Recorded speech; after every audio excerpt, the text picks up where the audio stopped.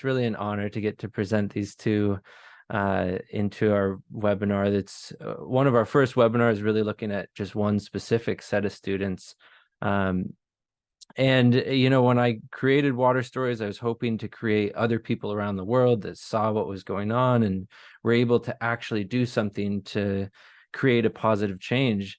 And Ayun and Lucia have done that to an amazing degree. They were one of our founding members of the course and have a situation that's really quite tricky, lots of challenges with water, challenges with soils. And I remember when you guys were first asking about what would be possible and just, not really knowing what you'd be able to achieve and saying, well, you do the best that you can and hold as much water as you can. And even I'm really blown away by how much you guys have done so quickly.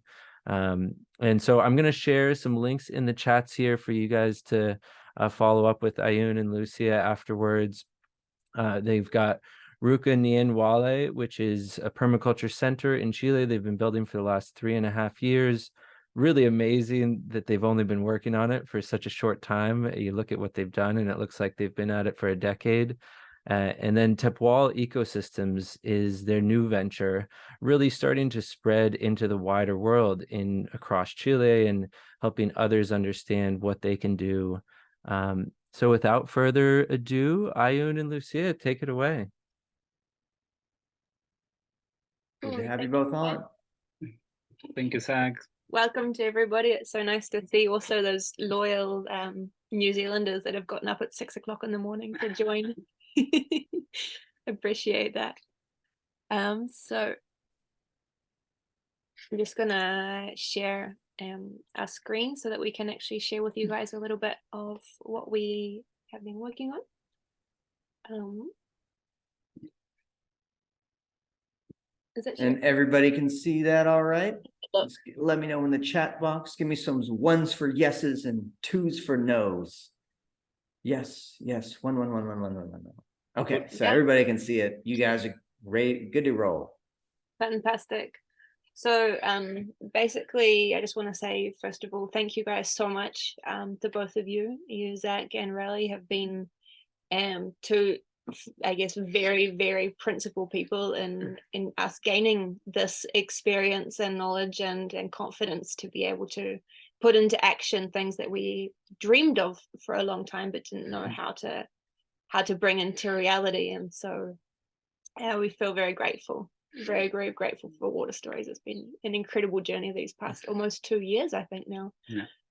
So yeah, thank you so much to that. And so basically what we would like to share with you all today, we'd like to share with you our process, what we have managed to do, and what we would like to continue to do on this little 1 hectare that we manage here in Chile. But also we would love to share with you guys the context of what is happening in Chile. Chile is an extremely abundant place in natural resources, but going through what is a disaster, I guess, at a climate level that is very, very obvious and very clear to see. And I'd like to share with you also a little bit, just to run very quickly through what we understand as the water cycle. So we've got, first of all, we also feel very strongly that humans' scale of permanence is an extremely great reference. So climate is obviously the dominating factor, and only once taking into consideration climate can we then move forward. And so for this reason we have started here. And how do I go forward? Yeah, so here I'd love to share with you guys, here are a couple of photos of Chile. So basically Chile, as many people know, and for those of you who don't, is one of the richest countries in the world in terms of natural resources. And so that is, that is copper, that is gold, that is lithium, everything, all of the minerals that are mined, but also that is water, fresh water. So Chile is one of the richest countries in the world in terms of fresh water resources. And it used to be extremely abundant. I mean, the rivers basically were the natural borders that the Incas could not even cross. They were the great, how you say, conquistors who were not able to conquest the water. And so here is a little bit of a reflection of what it looked like beforehand, and the situation that we're in now. So basically Chile going through desertification, which you can see on an extreme scale here. In the north, it is desert, and this desert is advancing at such an extreme rate that they say, places that are a few hours north of here, they might not be inhabitable within the next 50 years because of water and land management, basically. So yeah, Chile also is the only country actually in the world where the water is private. It's completely privately owned, all of the fresh water. That in itself is shocking. That blew me away when I learned that. And obviously, when water is privatized, it is then prioritized for economic gain. And so in economic gain, it is those who have the biggest export that tend to have the capacity to control the water. And so here we have a lot of this water very high up, actually, in the mountains, mostly in the fifth region and further north are Chile's second largest export is avocados. Now, avocados, as we all know, come from the tropics. They're a tropical fruit. They are from Central America, Guatemala, Costa Rica, Mexico, where there are tropical climates. And here they're being grown in what is now semi-arid conditions, which in itself is it just does not make any sense at all. And so that means that most of the water is then required for these crops, which is monoculture and cash crops, as we all know. And this here is quite a crazy example. So basically, there are places in Chile, there are regions like one of the parts of the central region of Chile where people only have access to 50 liters per person per day. Now, if you imagine that each time you flush the toilet, that's 10 liters, how many times do you go to the toilet per day? And then per person, and then, how much do we need to drink and shower and for cooking and to wash our clothes? Yeah, it's not even possible, really. It's not a condition to live in, to be honest. And so most of that is to do with the fact that the rivers are being redirected. So this is Pudendo. Pudendo is one of the regions where there are a lot of avocados, there are a lot of mining. And we actually went up to the source of the river Pudendo, and it was this beautiful, idyllic river in the Andes, in the mountains. Mm-hmm. And you could, as we were driving up, there was dry riverbed, dry riverbed, dry riverbed. At one point, we started to see all of these huge, big concrete and steel tubes in the riverbed, and then the riverbed went dry. And so you could actually see the point, where the river was completely taken away and channelized, which was shocking. So here also, in the part of Chile that we live in, is the central south region of Chile, which is actually a Mediterranean climate. So in this part of the world, in this Mediterranean climate in Chile, it's not normal to have fires. They say in California, in the Mediterranean basin, and the parts of Australia that are also Mediterranean, it is normal to have fires. They are a natural occurrence. Here, it is not, officially, according to statistics. But here, these are some official statistics, which are also not as accurate as they should be, naturally. And then this is, you can see, these last 7-8 years, every single year there has been huge amounts of forest fires just in the region that we live in. So the region that we live in, you can cross it in about 4 hours driving. And just this year, the official stats are 30,000 hectares burnt.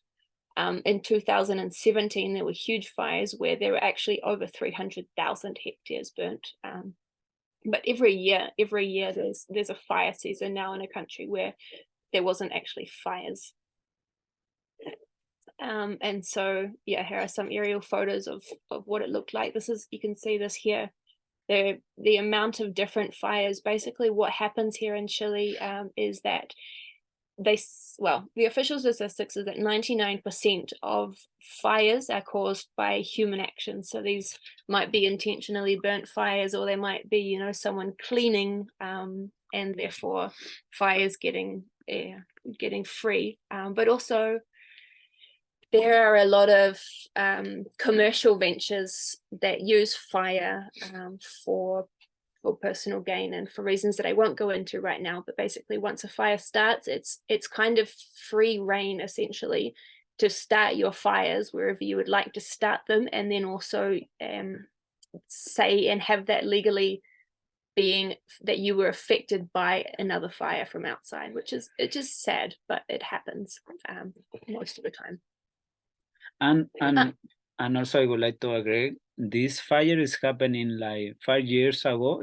We suffered like huge fire, and in this year it was like recently we have like around some part of Chile in the central 4 months with fire. Here in the summertime we live like 2 months with the smoke, because we are in the mountains, so all the smoke is like you can see in the picture. No, it's like keeping in the mountains, so it was like very climate, and it was very hard for us, like breathing and working outside, and it was like a little.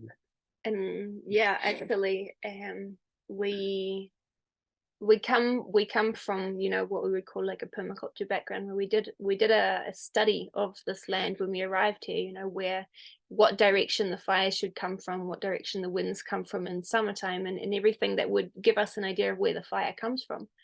But actually what happened this year was we weren't here, we were in Argentina, and there was a fire that was started in a forestry right close to us, in the opposite direction from where the wind usually comes from in summertime. And because of what they call a puelche, which is like an extremely strange wind system that is actually caused by irregularities in the temperature and in the air and the pressure systems, the wind started to come from the other direction and go in all directions at the same time. And so we actually had the fire within 2 kilometers of the property, which was yeah, very, very scary, as you imagine. And maybe we can show you at the end some quick videos of what we could see from our property, which was, yeah, shocking. Yeah. So I guess the question to ask is, you know, why is this happening? Why are there floods? Why are there fires? We know that they all have this snowball effect, right? So basically, you know, first you have the fires. After the fires, there come the floods, which the rain has naturally comes after fire because of the pressure buildups, where the clouds, when they finally can actually overcome the heat that is being how you say it transpired from the earth, they basically come in with a very, very strong force, and so they cause floods. And so here we've had this year, actually we've had 2 huge floods, where the first one a couple of months ago we had 560 millimeters fall in just 3 days. After we had the same, another 580 millimeters fall in 3 days, you know, and both of these happened within days after fires had all been started or been apparently controlled. So yeah, so basically this image here is an image that comes from Zach and Riley and all of the team at Water Stories, which we find really fantastic. And so basically it gives us a really clear idea of how it's working. You can see how these pressure systems from the ocean, basically the clouds are not able to come up naturally onto the earth, because we have this system, you know, where basically through our land management we have been heating up the surface of the earth. We have been using like agricultural techniques such as monoculture, clear felling, clear cropping, redirecting the waters. We have these hard surfaces in cities where, you know, this cement basically throws the water off as quickly as possible. And then what happens is it creates these very high pressure systems, of heat around these areas, which are actually called, you can look up heat domes. They tend to develop above the cities.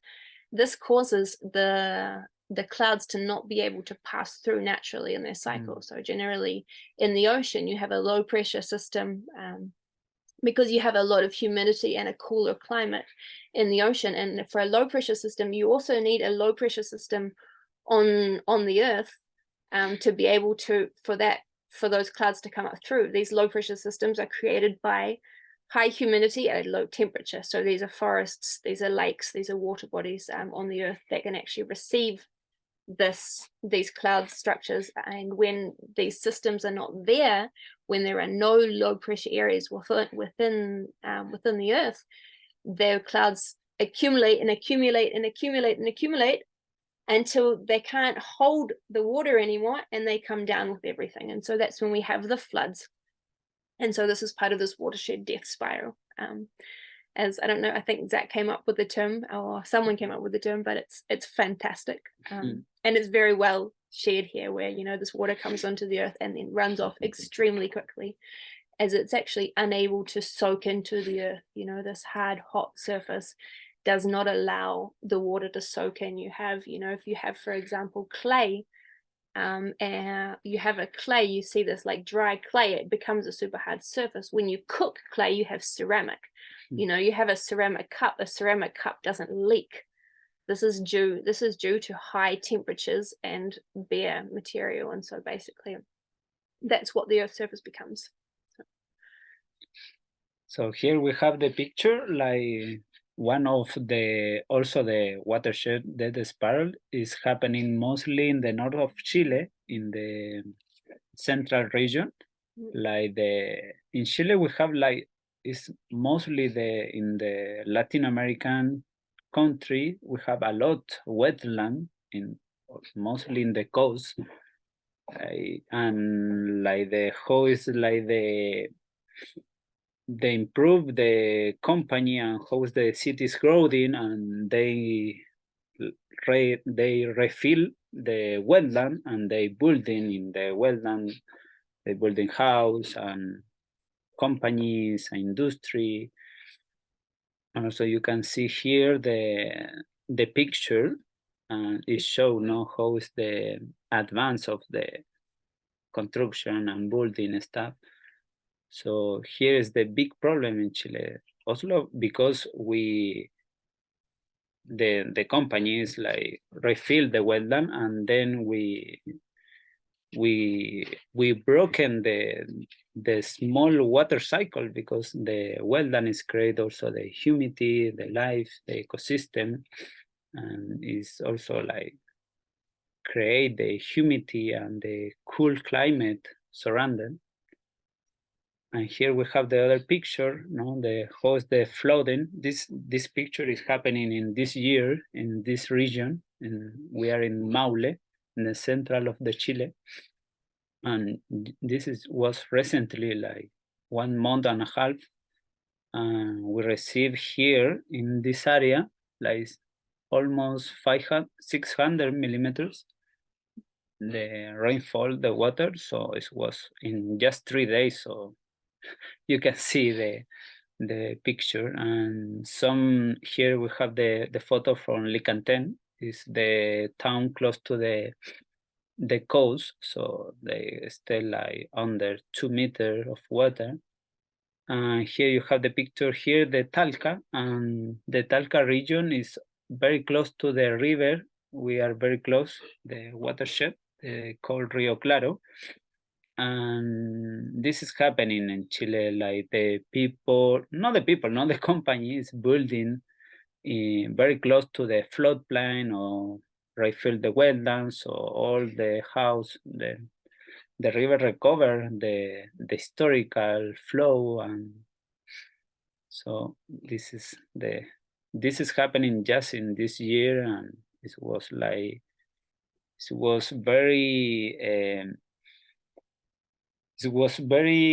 interesting for us, like how it's like we passed like 4 months with fire, and then in this winter, this was just in the summer, and now it's like happening the floodplain, the rainfall was very huge amount of water.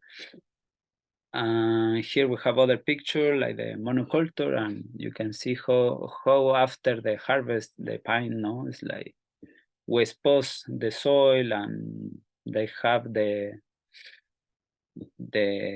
infiltration on, because the soil is become more warm, so the water no can enter, so it's just runoff.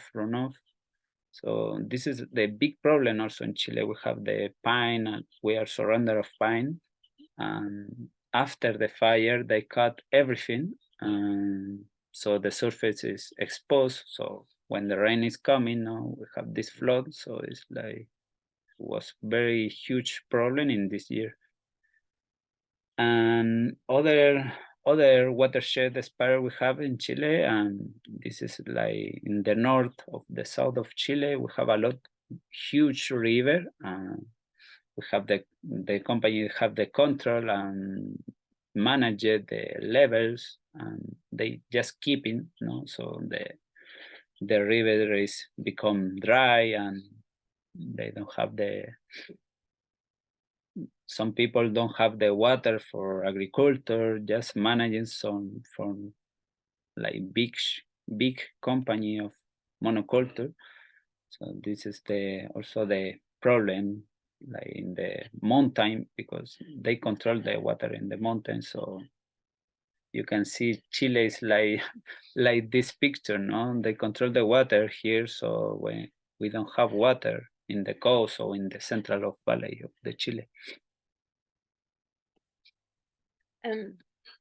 So yeah, just to recapitulate, basically what we can see in Chile in a very, very clear way is that, you know, we have this land management which is not being managed correctly, which is then causing fire. The fire is obviously caused by the bad management.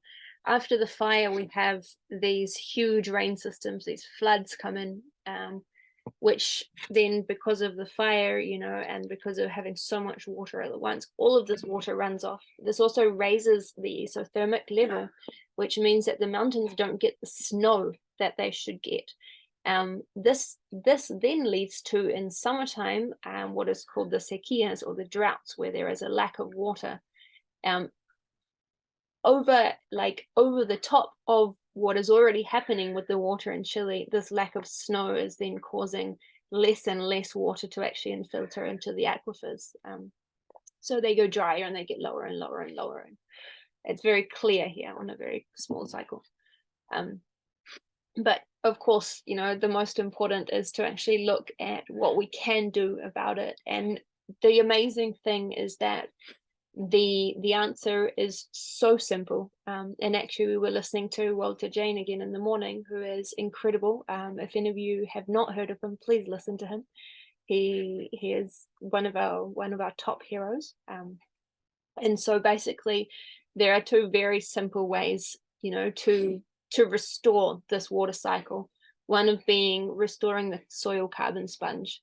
So basically, you know, the best way to hold water in the soil is in the soil. You know, we need to hold it in the soil, which means that we need to actually raise the amount of carbon, and therefore be able to actually lower the temperature, the atmospheric temperature and the soil temperature, so that these extreme weather systems can then stop occurring, basically, very simply. And the second way is through decentralized water retention systems.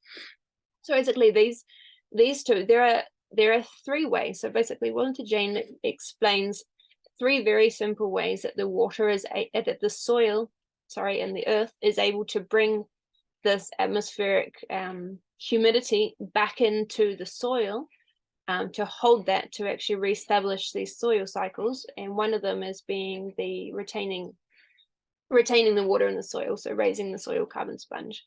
The second one is creating these, low pressure areas, which are through either holding water bodies in the soil or by the microbiotic activity that happens through the biotic pump of the forests, where the forests actually absorb that water from the soil. And the third way is the deserts. So the deserts bring water back into the ground through the salts.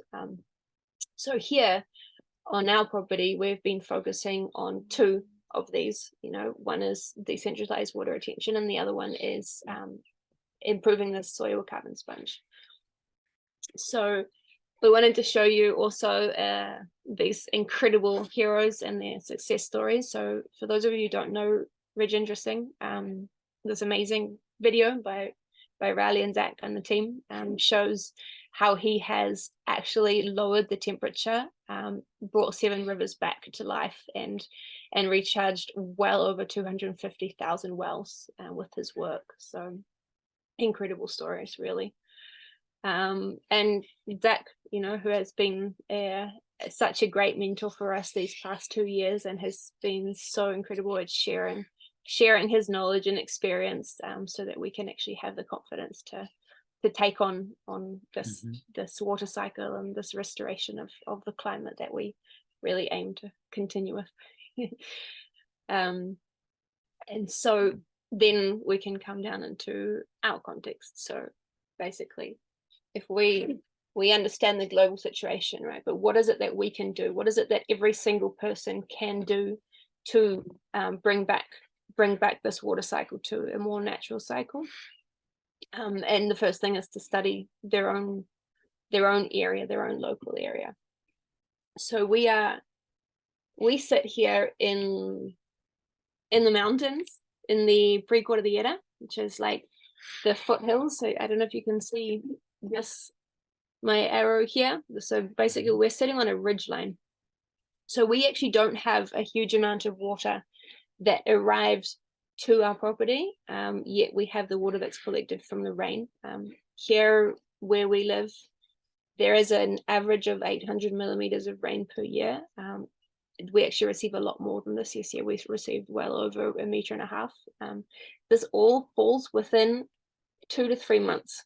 As we are in a Mediterranean climate, with the Mediterranean climates, as we all know, they have hot, dry, long summer seasons and short, wet winter seasons. And so we receive all of our rain in winter time, which makes it more important for us to retain that water as much as possible to survive these hot, dry summers. So here this is a little bit to bring also back into that context. So we sit here just in the foothills of the mountains of this is the Andes of Chile, and we're on one of the tributaries of this huge river, which is the Rio Maule, which is one of the greatest barriers, natural borders in its time. Now the amount of water that gets to the end of the river is very minuscule compared to what it used to be. And then we have this other really interesting challenge here. So basically we look after 1 hectare. This 1 hectare is on a soil where we would love to create these, ponds or basically decentralized water systems that are perennial, that will hold water all year round. But we have this soil type, which is a mixture of volcanic ash and broken down organic material, which is fantastic for growing things if you're able to get the carbon levels higher and if you're able to maintain the humidity. But it is also it filters very quickly. And so one of the things that we learned with that is the importance of finding, where that impermeable layer is. And so obviously we start digging, and actually we couldn't find, we went down to 5 meters until we found this impermeable layer, which is when we were building the well, which is where we found less than like 20 to 30 centimeters of clay. So we have a very thin layer that holds water. which means that the water basically filters into the ground and it runs off extremely quickly, but it does filter. And so it's an interesting challenge to hold that, to be able to create, you know, these incredible dams and huge big permanent lakes that we see, that we're so inspired by and that we dream of, is not really possible in our context as of yet because of the soil that we have. So our focus, first of all, to go back a little bit, first of all, one thing that is extremely important for us is that, first of all, we focus on the rain that falls within this 1 hectare that we manage. And so the way to do that, for us, the most efficient way that we understand is this retaining the water in the soil. And so all of our plantings, we focus a lot on syntropic agricultural principles, but also rainwater collection. So basically planting on contour, and trying to get the most amount of biodiversity possible so that we can have the most amount of photosynthesis possible, and therefore also be able to retain that energy in the soil, through creating organic matter and covering the soil. So this is one of our rainwater catchment systems here. And we've actually, if you can see, this is one from one of our first studies. So we now have gotten to a point where not a single drop of water leaves the property that falls on the property. So for that, we are very happy to say that we have reached that through our work by hand, basically, so digging by hand. And this was before we brought in any machines. And so, you know, with that work here, we have a couple of examples of where we have been planting on contour, been doing systems of swales, and then, but that's a bit further down, sorry. So yeah, so then basically after being able to infiltrate all of the water within the property and that falls on the property, only then could we focus on the water which we receive from outside of the property. And so this map here shows you how we actually receive from an area of 2.5 hectares from outside of the property, from an access road and also from quite degraded hard soil surfaces. And so with our large water retention bodies that we've been creating, we are working with the water that actually comes from outside of the property that we manage. And here I can see, so basically as the water, we receive all of the water, we filter it through basically like a drainway down the main road, down the main driveway with 1 rock dams as recommended. And we bring it into our first system where we actually recollect all of this water at once, and through first a sediment harvester and then through one of our rain collectors before sending it out through water conservation channels and to our system of swales. So we have three swales that have a holding capacity in total of about 40,000 litres, 50,000 litres maybe. Where, you know, being Trumado, being this amazing filtering soil, they hold the water and they filter it very quickly. And then we run this further down through more water conservation channels until we filter it and bring it into the lowest part of our land, which is used to be a Vega. So it used to be an area that actually held water throughout the year. And so here to show a little bit more clearly the context of how our system of water collection from external sources works within the property. You can see the house is built on the highest part of the property, and then you can see we go down towards the left or towards the north. And we love working with water, and so, you know, a lot of these are not this only the 2 photos that I found in this moment of starting to play with that water as we come in. So this was a very small rain. We often in rains will be receiving from that same source maybe 15 to 20 inches of rain. So that's actually like the size of a small stream. Here it was just a very small amount coming through. This is our system of swales and catchments on contour that we have in a really beautiful rainy day. That's what it's looking like now. So we don't water this section. Basically, most of this is all just through the water that is brought in from the external source through the swales and also what falls. And so here you can see it's starting to really, we are obviously, you know, this is the first year that we've actually started planting. So everything that we have been planting is still in its first year of growth.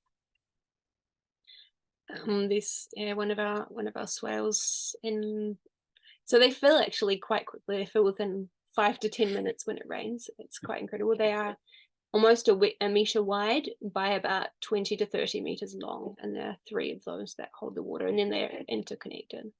So in our context, swales work extremely well, I feel. In many contexts they don't, and I know the importance of understanding and experimenting and really studying whether they work before just digging holes. I think it's a super important process. Yeah, so that's the process that we did by hand. So this is now then finally, after about 2.5 years, we felt the confidence to bring in machines. And so to be able to help the machine to understand what we wanted, we realized the best way was to actually make this, which really helped him to understand then how to work. So here we have, you can see the soil. So the soil is extremely fluffy and fine. It doesn't have any clay content. So it's extremely easy for a machinist to work. And then this is our first where we receive the water from the road. So this has a width of a diameter of 9.5 meters by 9.5 meters. It's got a 90,000 liter capacity. It also fills within 30 to 40 minutes in a very strong rain. And it's designed to come through from the road. I don't know if you can see my mouse, but I imagine, yeah.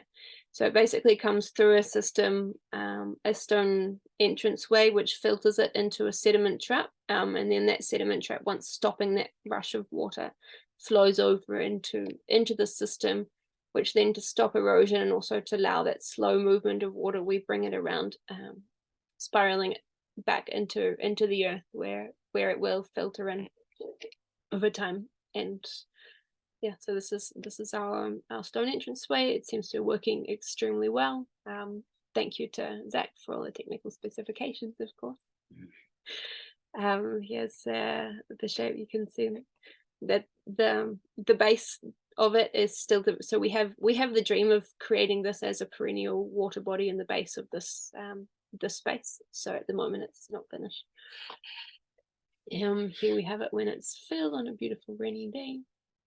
So here you can see actually the sediment harvester is connected, which so yeah, this is from this first system, and you can see that we move through the system of swales until we come down to the lowest part of the land, which is where we did a much larger excavation. This has a width of 9 meters and a length of about 16 to 17 meters with a water retaining capacity of more than 200,000 liters. And so we did that, the main part of that work, the bulk of that work, we did that with the machine, but then also it was probably 3 or 4 weeks of moving material by hand. And, you know, we have I think the luck, and also, you know, the call, maybe that when we call for mingas or for working bees or workshops, we get people that really like to come and get their hands dirty. So they have always been a good part of our work. You know, it's not just us, it's us with many hands and many different people who have come and been involved in this process. And then yeah, this is what the space looks like now, which is a dream for us, really. Honestly, it's been it's been a dream for a long time to have this water body. When we first arrived on the property, we came down to this area and we visualized it. So now to see it coming into fruition has been incredible. And the way that we receive the water through here is through inspiration of an amazing man called Bill Seedguy. So these are Zuni bowls, and so as the water comes downhill, has quite a steep slope, and so as the water comes downhill, it stops and slows and fills up in each of these kind of rock controlled bowls before making its way down into this water system, where it then comes in at a much slower scale. And one of the, as we shared before, the type of soil that we have here is trumal, which means that it was not so easy to make a key dam and therefore a perennial water body.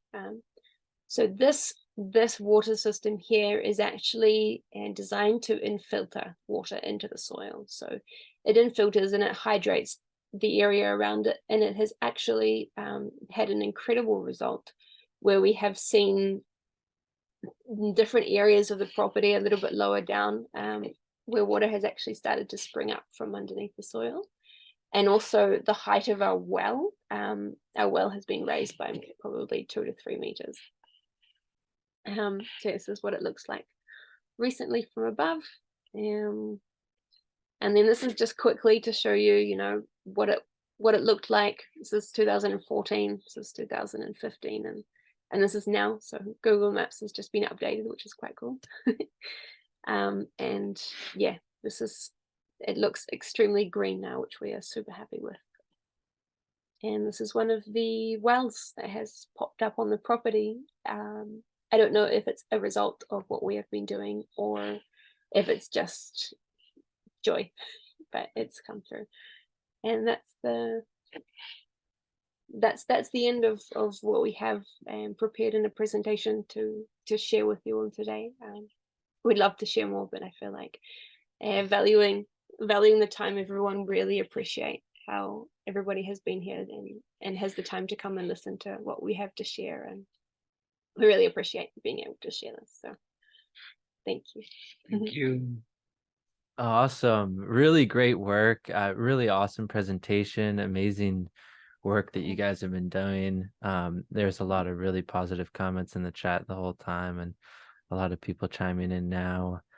To me, this is just so amazing that you guys have so quickly accomplished so much in a situation where even I might look at and say, oh, what's really possible here? How much can you really do? It's just incredible to me. I wonder, and we're going to open this up to questions from the audience here. So folks, start queuing up your questions. We'll ask a few people ask questions, their voice too, if you want to raise hand. But first, I was wondering for you guys, what was it that really gave you guys the mix of confidence or need, or what was it that actually got you over the hump to start doing this kind of work, to start this really ambitious project? I think it's something that so many people want to do, yet a lot of people fail to take that first step. And I think you guys have taken the first 100 steps really well, but oftentimes that first one is the most challenging. What was it that helped you get over it or get started? My quick answer would be saying having access to asking you questions. I think that for me, that's what gave, for me in my perspective, that's what gave us the most confidence to really do the work, is because we knew at any point we could, if we got into a situation, we could ask you and we could show you what was going on, and that gave us a lot of confidence to be able to make the right steps and decisions. You think? Yeah. Wow. Okay, great. I wasn't expecting that, but that's really great to hear. I think you guys are in this situation that it really should be the greatest agricultural paradise on earth. And in some ways it is currently, but for a very short period of time, and it's just going so downhill so quickly. I have so much respect and admiration for you guys and all of the people in Water Stories and outside of Water Stories doing work in Chile, because you look at the situation there, and in some ways it's so bleak. You're one of the only countries that's totally privatized the water, yet you really can do so much in a positive direction, as you guys have shown. So just want to say, I mean, really amazing job to you guys and all the other folks that have been working there, and so needed. I want to just remind folks of the slogan that you guys shared in the presentation that I think is so important: is it's not drought, it's being stolen. And that, I think, is no truer anywhere than in Chile. It's around the world. That's very much what's going on, but very much where you guys are. And you guys are doing a great job to show what people can actually do to start reversing that process, and starting with the water that's received on your property, treating that with utmost respect and care, and then working with the water that's coming through your property is the next step. And so you guys are just doing a really great job there. Raleigh, do you have anything you want to add or chime in I just before want we? to say, super inspired. Ayun, Lucia, I love how you are leading by example. You know, a lot of us look up to heroes, and yet taking the first step to doing it, you make other people want to follow your lead, and you're creating a movement, and it's beautiful to see. Lucia, you remind me of a New Zealand environmental hero that I got to learn from, called Kay Baxter. And because she had a center, Coang Institute, was I was able to learn. That started my journey of like being connected to regenerative agriculture and food. And it's so cool that you both started the center where people can visit. What was the story behind that? Was it a center that's been around for a while and you both came in to reinvigorate it, or was it started from just bare ground? You could answer. We just start like for like kind of the same journey, the same dream like Tamara. We arrived here, and we just, when we arrived, just saw the dust because Trumado is becoming dust in summertime because they don't have covered soil. You can see here kind of how is the soil in summertime. So we arrive here, and so we would like to grow in the vegetable, have the fruit trees, so we don't have water. We are very far away of the water. So when we arrived here in the summertime, it was wow, kind of for us it was desert. After like still in New Zealand, no, so when we arrived here, it was like, oh, where is the water, and how we can find the water. And this is the start, like the journey about which tree is like can show the water, and try to see how the water move, and all the knowledge. And so you both bought the property and started from the bottom up, because you both have that vision together. We were living in Australia. We had no intention of coming to Chile at all. We were living in Australia actually, and we were living on this really beautiful property. It was an older couple who had bought 80 hectares in the Blue Mountains, and they had these severe problems with drought. So they had a well that had gone dry. They had a riverbed, a creek that had gone dry. They had soil that they were unable to cover because of huge amounts of kangaroos, obviously kangaroos without predators. Yeah. So they had a lot of big problems, and they had actually implemented a great water retention landscape. They had inspired in Yeoman's work, obviously, had these water conservation channels that covered the whole hillside leading to their dam, but everything was dry. Everything was dry. And then something happened, and like it was kind of like something just came and grabbed us and put us here, and it was not planned at all. And so we came to Chile to just visit Ayun's family, and then everything got cancelled because of the pandemia. And so we were like, okay, we've been visioning for a while. You know, we had been visioning for a very long time, to be able to put everything that we had learned and we had kind of gained during our journeys into a land, you know, a space, because we'd always been working to realize other people's dreams, which I love. You know, I feel like it's so enriching, that travel, and it's been for many years. You know, we traveled and worked with different permaculture properties and all of that learning process that we know. And so we visualized a place where we could experiment and where we could fail. But we weren't quite detailed enough, I think, in our vision. And so we didn't understand where this was or when it was or what the landscape looked like. But very soon after arriving here, we kind of became aware that vision had been manifested, and we were in it, and we were like, okay, so cool, now we create, now we will be responsible for our mistakes. And so we took out the pickaxe and the spade and started to dig holes, and we actually started by making hugelkultures, which work really well. They are fantastic. You know, we still don't water them even during summertime, and they are, you know, hugelkultures that now have 3 years, so they are fantastic. But yeah, we never had the intention of staying here in Chile, actually.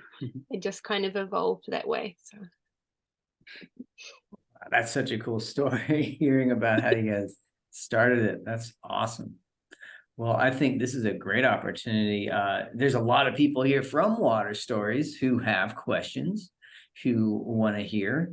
And, you know, there's a lot of folks who've typed in the Q&A box, but if anyone wants us to hear your voice, raise your hand and we can unmute you so you can ask your question live. And sometimes that's just more fun. It's fun to hear from you. It's fun to hear your voice. So if you asked a Q&A, we'll get to your question, but also raise your hand if you want to ask your question live. All right. So we have Fernanda Salinas. Fernanda, I'm gonna unmute you. Well, it looks like you can't. Oh, Zach, I think you can do it because I'm the panelist and you're the host, so you might be able to unmute. Yep. Okay, cool.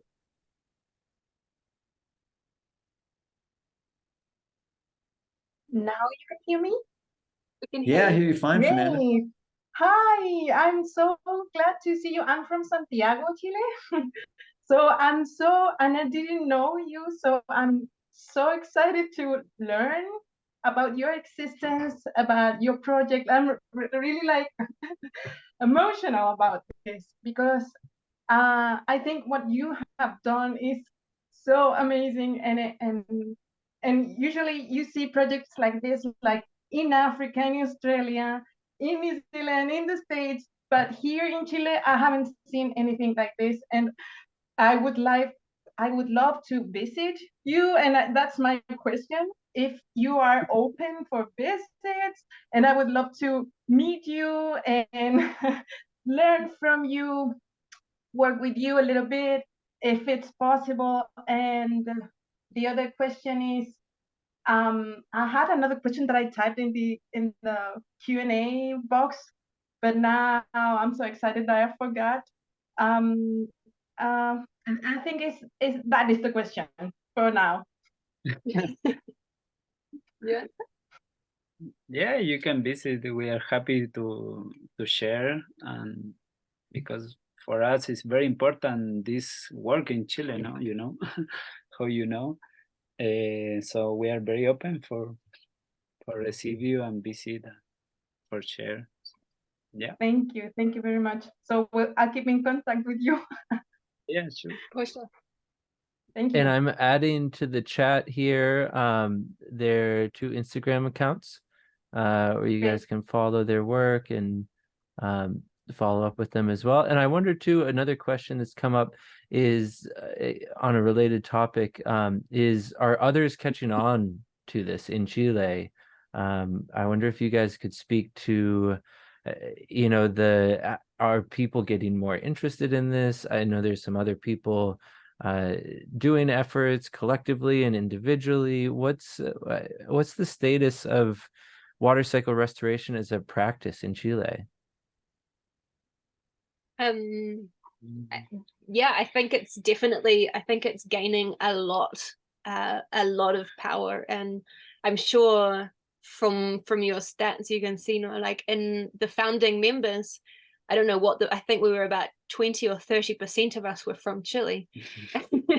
And so, you know, they're all of those more, you know, every time there has been a new intake, there have been more people, and there's actually a workshop happening right now, yesterday and today, about 3 hours from us, with exactly that. You know, it's a workshop for creating water retention features, which so yeah, it's definitely making a lot of movements, and I think everybody that is here in Chile has been very, very inspired. And I think Francisco was telling us the other day that Giselle from the first group, she was also with Rahindra Singh, and she went to India to go and work with Rahindra Singh and help him to move his networking and his social media. And so I think, yeah, there's a lot of really cool things happening. Fantastic. That's just so great to hear. Ananda, would you like to ask a question with your voice? Unmute yourself. Hello, can you hear me? Yes.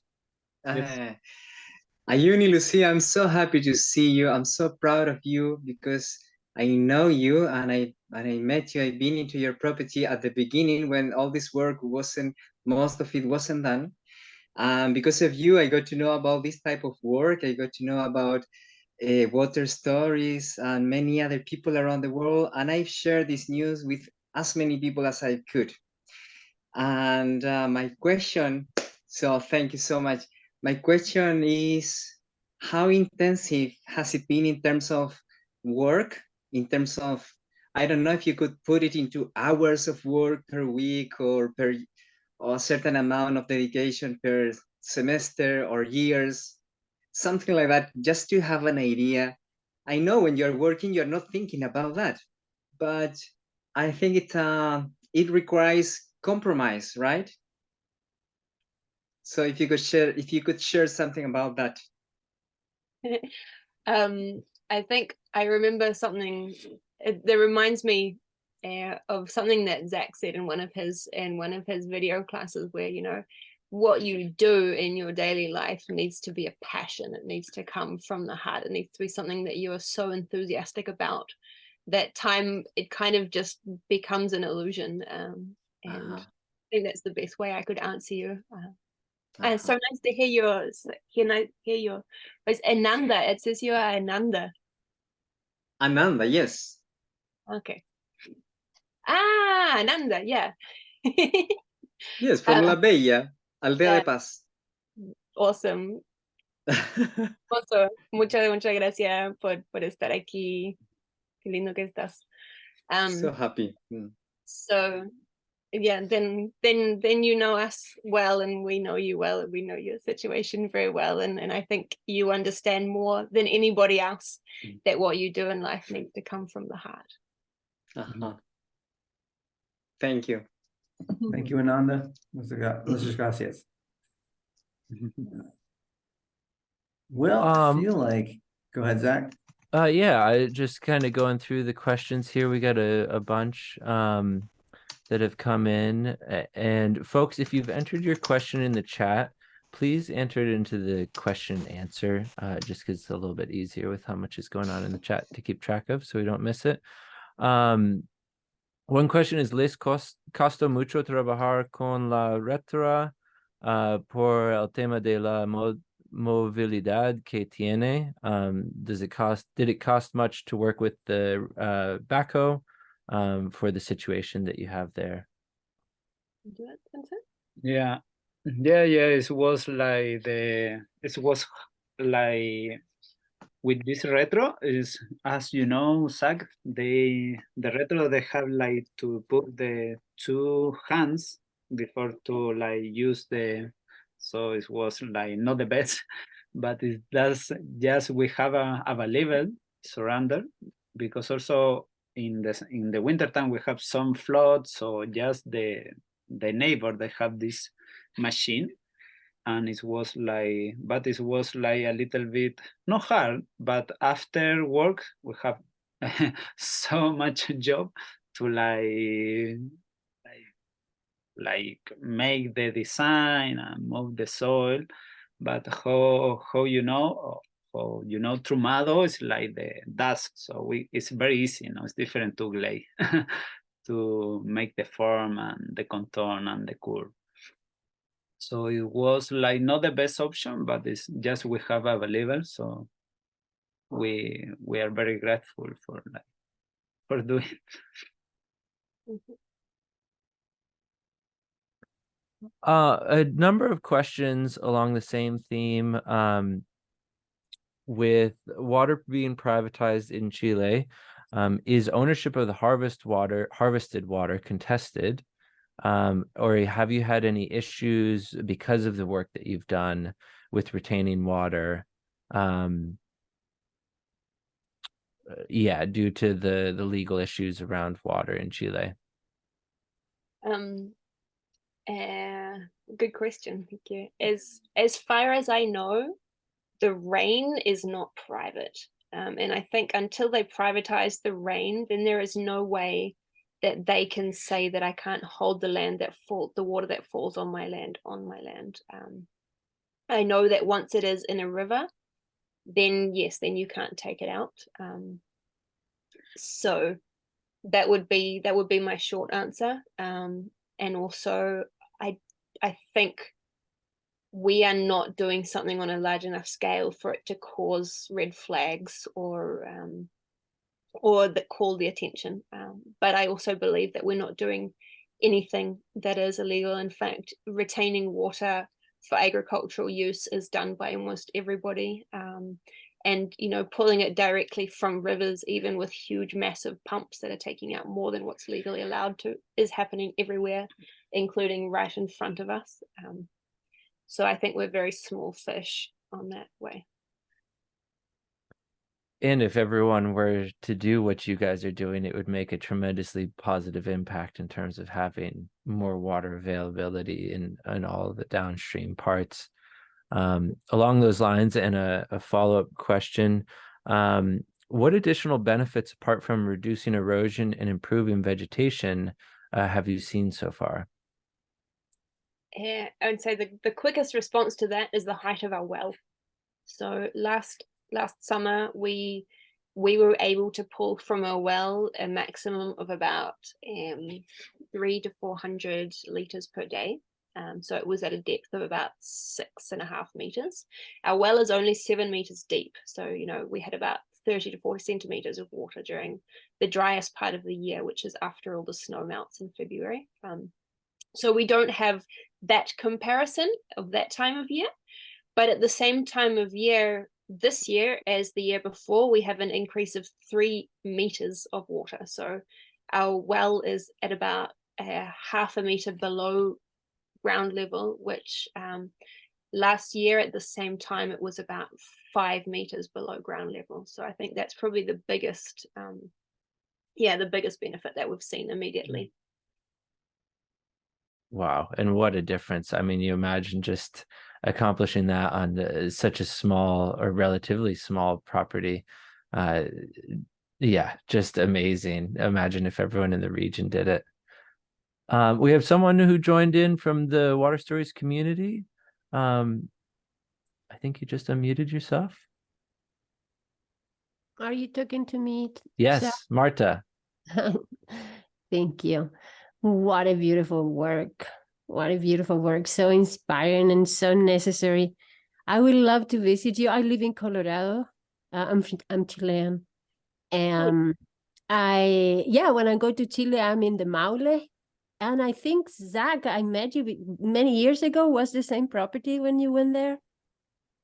No, this is a different place. This is different. I would love to visit you. And my question is, in relation to catching the rain, there is any people from the government that has noticed your work, and telling you about it or preventing to do it or copy you?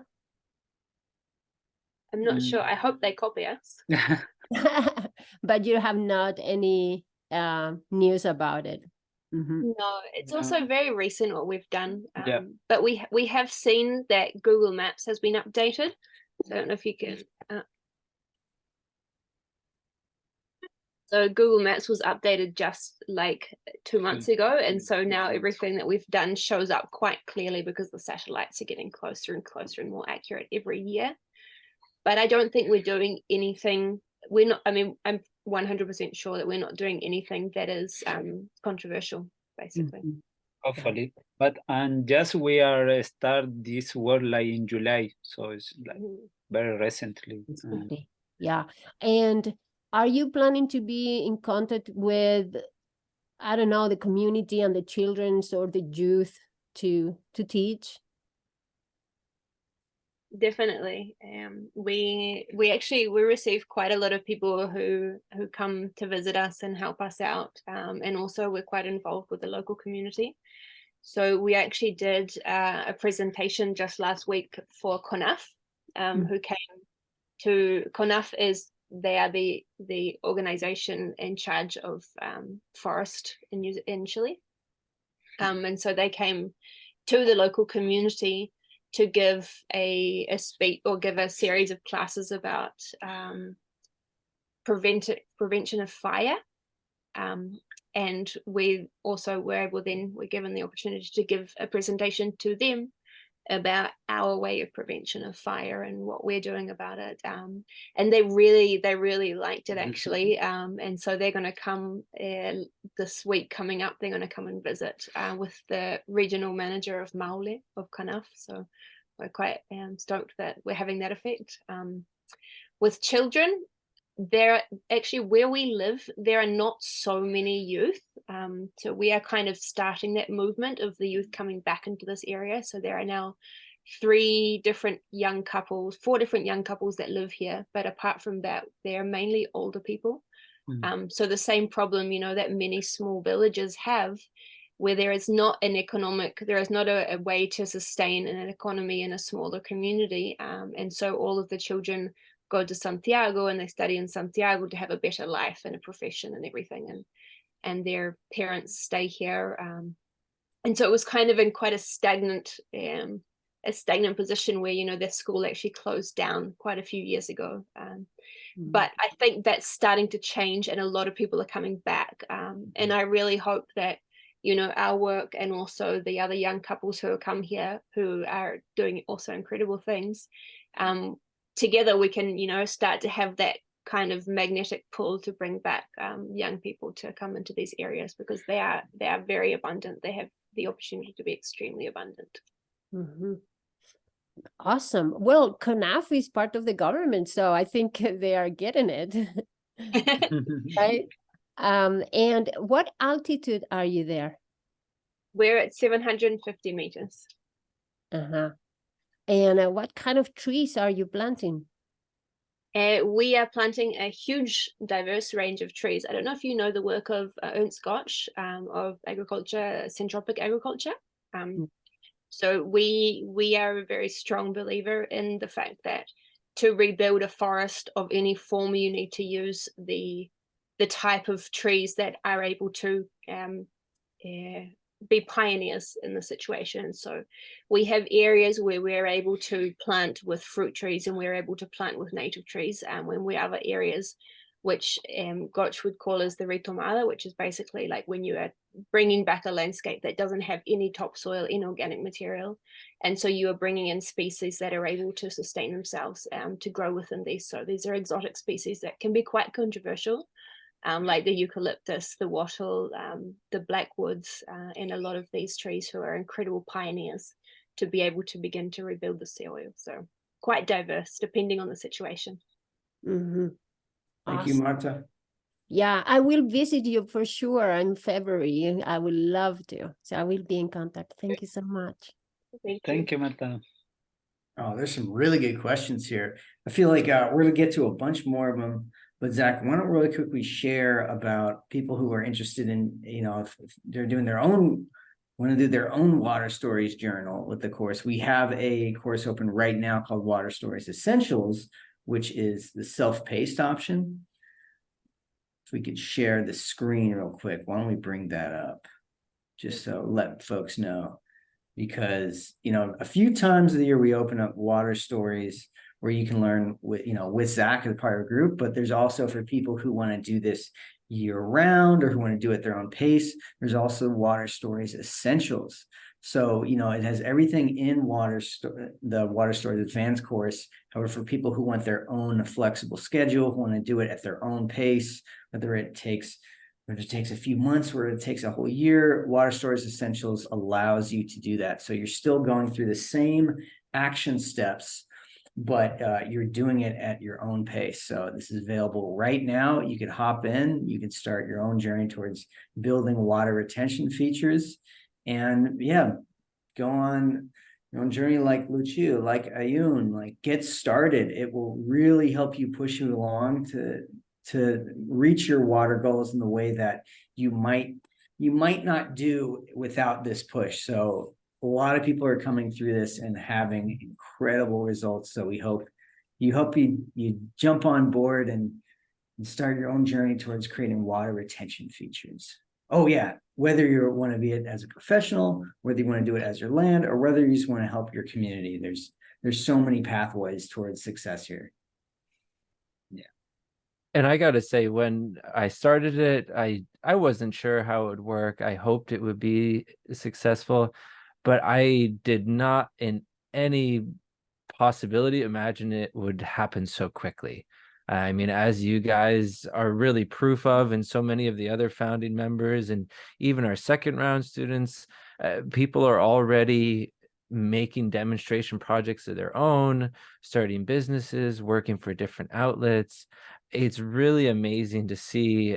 You know, I tried to condense a 5 to 10 year journey of my life down to 6 months, and somehow you guys are learning as much as I did in that very crunched, shortened, heightened period of time. And so you guys are just a fantastic example that you know, all the work and dedication that we put into it created something that actually delivers results. There's a bunch of questions from different people, all relating to your soil type and how you were able to hold water, and people asking if this works in places with high clay, how you guys were able to hold water with so little clay in such a thin layer. Is the cascading bowl system lined? Is your first water body, does it act like a leaky weir? I wonder if we could just kind of answer all these questions at once. If you guys explain your situation, what would have made it easier or more challenging, and how you guys designed what you did. Yeah, for which we're gonna start. For us, the job we are doing is like the more important is like infiltrate the water and like get the humidity of the soil. And for us, we have trumado, so it was like now we skip it, but the evapotranspiration is like go out the water. But for us, it's like the Rahindra work more inspiring, the research, the aquifer, the back the water to the groundwater, and also because the history in this summer we have the water well, we have just 30 centimeters of the water, so we turn on the washing machine and done the water, so it was like okay. A big challenge, you know, and so what we can do, like the people here surrounded or like in the Chile, like they made the hole, like get the water from groundwater, like 40, 50 meters. And we are thinking, oh, we can do that, but it's not the solution. No? Like we are like more deep and create the more problem or big problem. So for us, it was okay. We need to like recharge the water and try to like get more cooling for this climate and humidity. And for us also it was the inspiration, and also like show the neighbors surrounded of the people is come here, because it's a lot of people is very come to this part, and all is like for, oh, we don't have water, okay, we made the hole and we take the water from like 50 meters. So as we are like just like try to refill the napa freatica. The phreatic, napa phreatica. Yeah. I don't know what the translation would be of the phreatic. I think the napa. hyperrheic zone. Yeah. So it's just like for like try to go back also water, not just taking, and go more deep for get the water. Yes, our goal.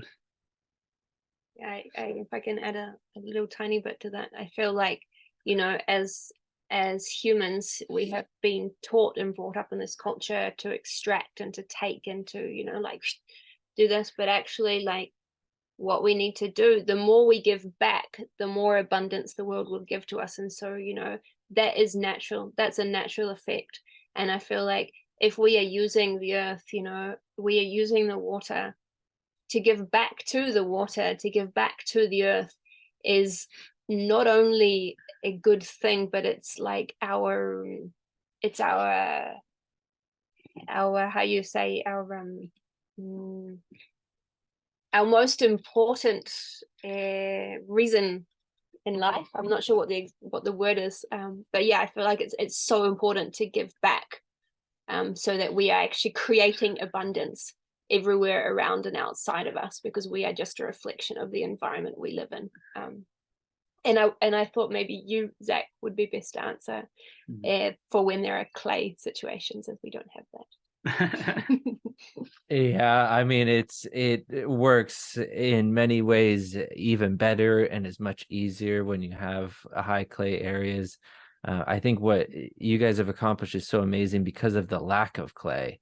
As you have lots of clay, it just becomes easier and easier to hold on to the water. There's different things that you need to consider and different, you know, challenges of its own. But in my opinion, you know, what you guys have done would have resulted in a lot of year-round water bodies potentially, if you had a lot of clay. And so it's really amazing what you accomplished despite the lack of clay. And I think really showing how worthwhile it is. In so many places, it's harder to spend the time and effort on a seasonal water body. But if a seasonal water body is the best you can create, it's even more important to have a seasonal water body on your landscape, because it's a place that's so dry, that has such an extreme lack of water. And oftentimes we look at it as, oh, well, if we can't create a pretty pond that we can swim in year round, it's not worth doing, when in fact it's, in some ways, it's the opposite. The less you can hold on to the water, the more important it is to hold on to the water that you receive, especially in a situation like where you guys are.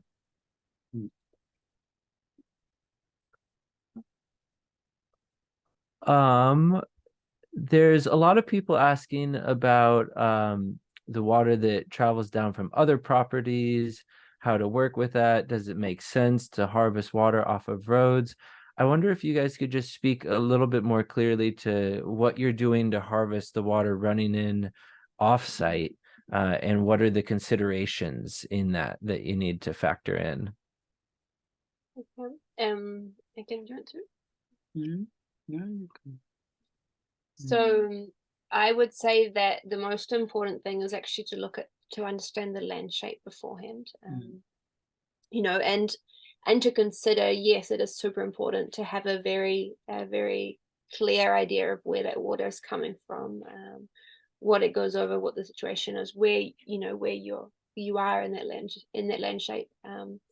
We basically, like, we have an internal driveway of about 300 meters that comes from the main road down to where we are, and so that was just pure Trumalo actually, until quite recently, when, you know, for a long time we've been wanting to have a good accessible road, and so we we managed to do that. And in that process, obviously the water naturally comes into our property. And so it wasn't really a situation of redirecting the water.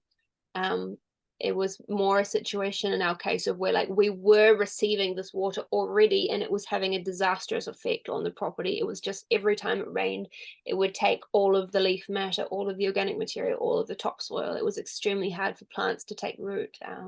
So we were doing a lot of work with putting, like a lot of broken organic material and branches and things on contour and like digging naturally to try and send the water out to the ridge lines.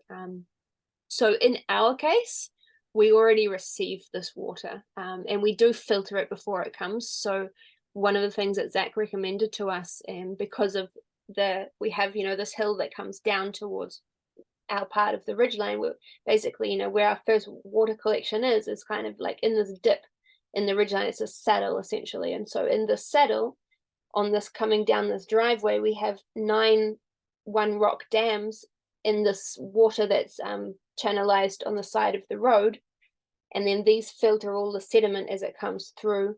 And once it reaches the property, we also bring it around into a sediment filter, which is now full actually, because the road has been just newly made and so has a lot of sediment. But yes, this filtering system is extremely important for the water bodies not to fill up naturally, and it's a valuable resource. As Thomas, I think, said, a sediment harvester a few months ago, I quite liked.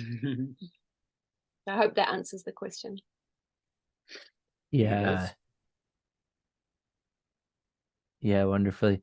Raleigh, do you have one picked up, or I got a few more? Let's see here. Yeah.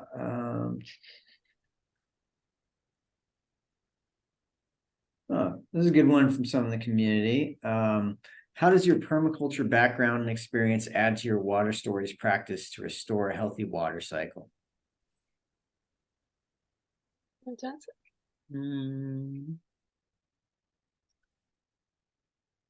Again?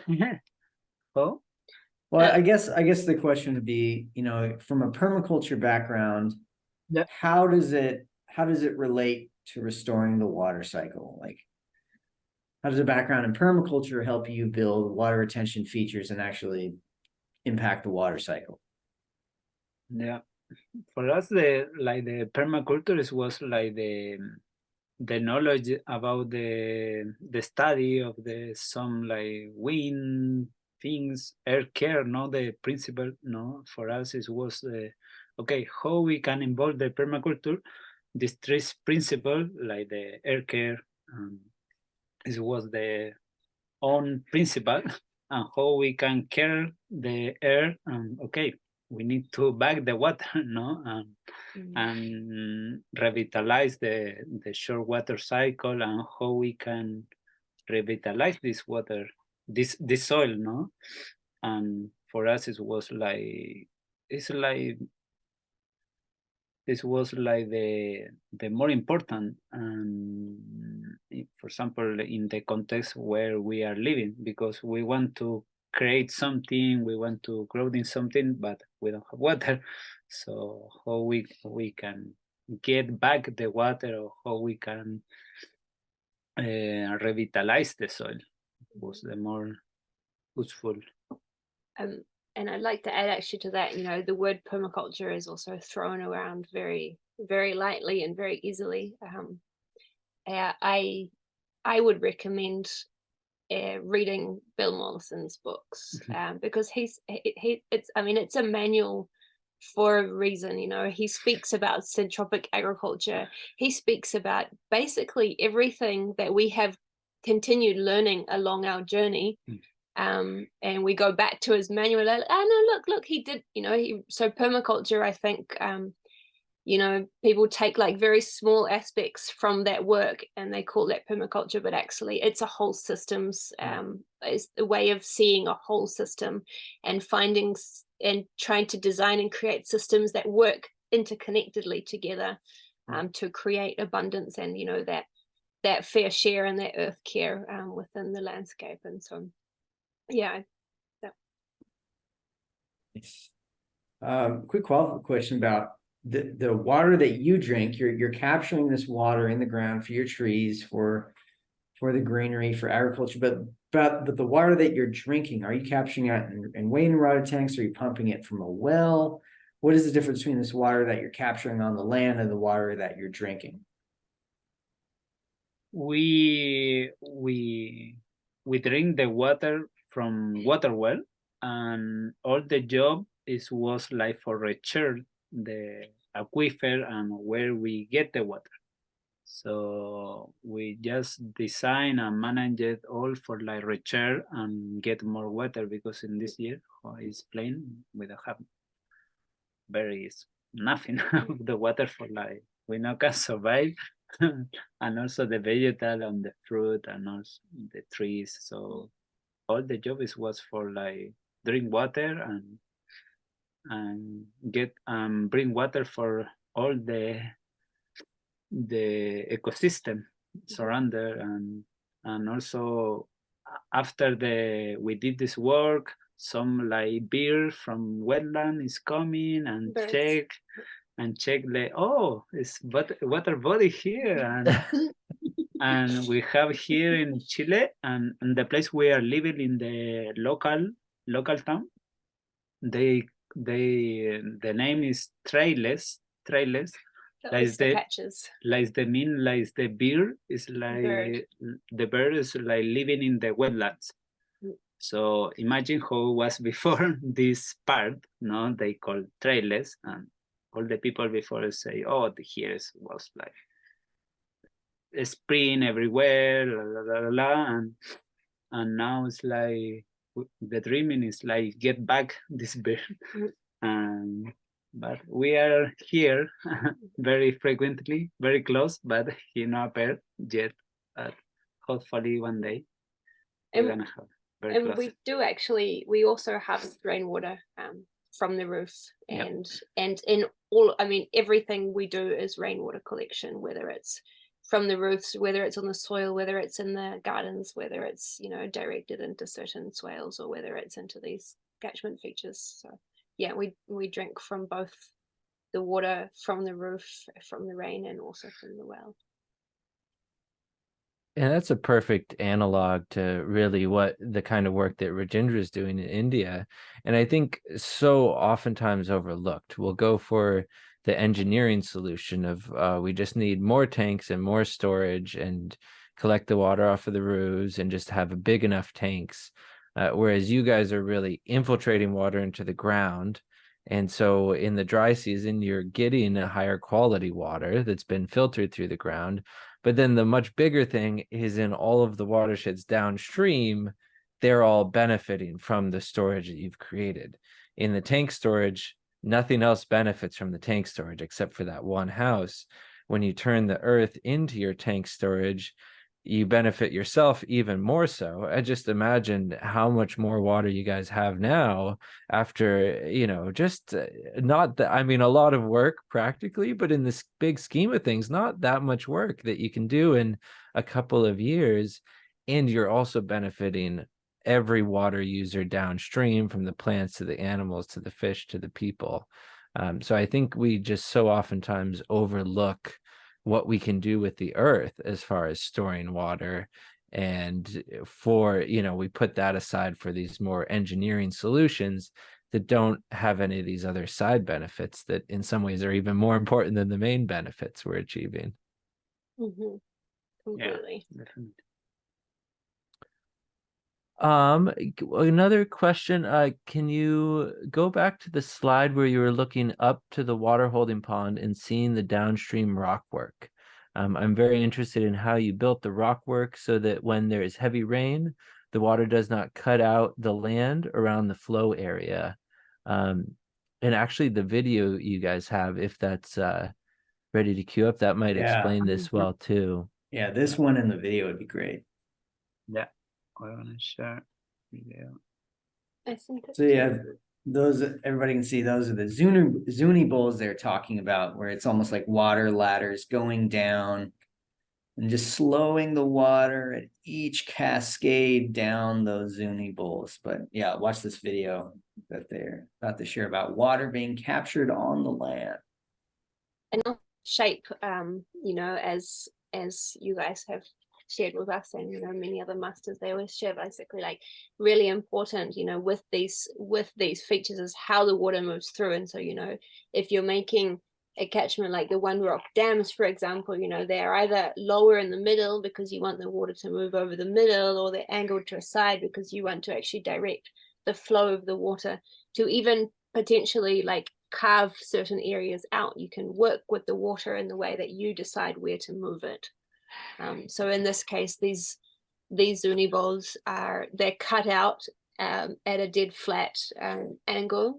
This, like the overflow is dead flat, but the rock structure has got bigger rocks on the side and smaller rocks in the middle. So the water is actually directed mostly over the middle and doesn't go around the side to create that cut. As we learn. Why don't we try playing the video? Let's check it out. Here we go. So this is how the water comes through these.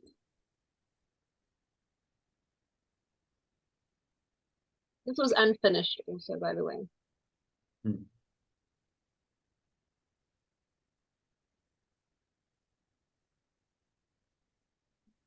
Nice. And you said this can fill up in 40 minutes in a big rainstorm? Wow. We had in one rainfall we had more than 200 millimeters in 20 hours. That's 10 millimeters per hour. So, you know, that's a lot of rain if you put that over 2.5 hectares. And it's a little bit more, you know, that catchment area can also be a little bit more. So yeah, it's quite a lot. But that rainfall comes in 3 months of the year. The rest of the year, we didn't really show many photos of like what the land was like, but honestly, it was a dust bowl. You know, you can see trees from the Google images, but like the rest of it was a dust bowl. It was quite shocking. It's like a very hard, dry, sterilized soil, basically baked soil. Nice. I'm trying to think anything else here. And you had just that. on. Go ahead, Zach. Oh, so there have been a couple of questions just about, you know, kind of government interest, and does NRCS work with landowners? You know, a lot of this stuff is becoming more and more common. I think we're at this point where we need to start doing it for people to see the positive ripple effects. But, you know, I think we're in this situation now where it's not part of the lexicon yet, but it is very quickly becoming. And so, for example, I'm now starting to work with the Department of the Navy in the US to do this on 500,000 acres throughout the United States. Also, we're seeing that, especially in temperate areas, tropical storms and extreme rain is just becoming more and more likely. You look at what Greece just experienced this summer. I was just on a consultation where roads that are 2 years old are washing away and undermining because they weren't built to handle the types of volumes that they're receiving now. So it's, you know, I think we're at this very cutting edge of it now, but it's going to become more and more common. And so there's not a lot of situations for funding or government support for this type of work, but you should very much be telling any you know, representative or politician or business person about this, because it's what they're going to be investing in the coming years to solve a lot of the most pressing issues that we face. I wonder, a nice question, and then maybe we can go into some closing thoughts and anything you guys want to share to wrap things up. But what does tepual mean? Good. Yeah, tepual mean, you can hear me? Yeah. Yep. Tepual mean is like 2 years ago we visited, I showed to Lucia the magic island close to, they call Chiloé, in the south of the Chile. And we visit some place very in the coast, and like the national park, they call tepual.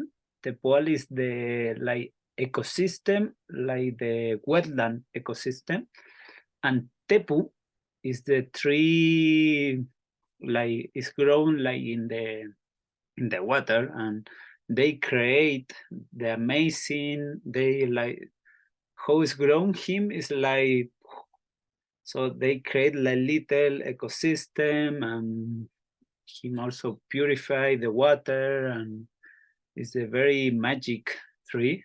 And the name is Tepu, and they create the tepual. Tepual is like the ecosystem surround the tree. Awesome. What a brilliant, beautiful name.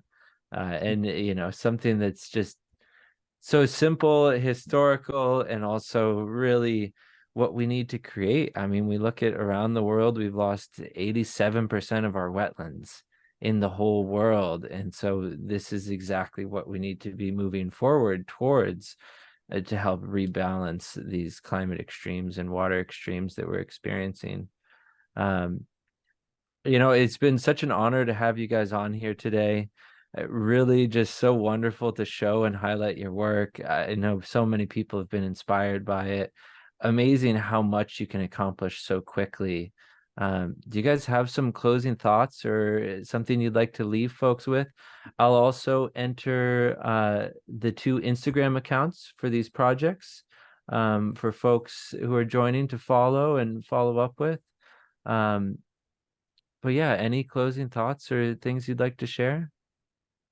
Thank you very much for all you are very interested in the work, and for us it's very important to do in Chile this job, because it's like the desert is coming very fast, and this is desertification is like the big problem in Chile, like now, not in the future, now.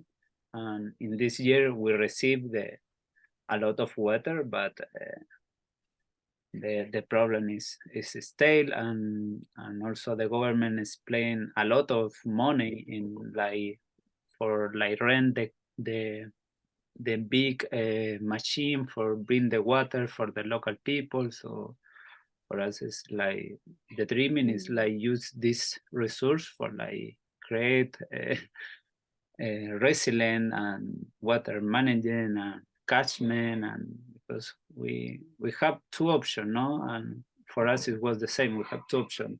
If we go more deep to get the water, or we invest this money for like create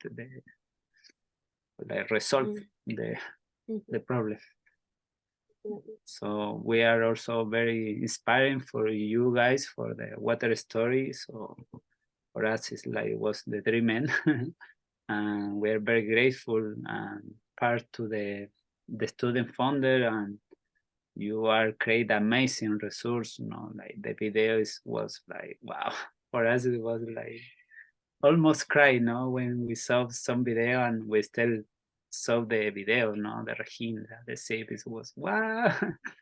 We are like show like in different moment and keep inspired, no?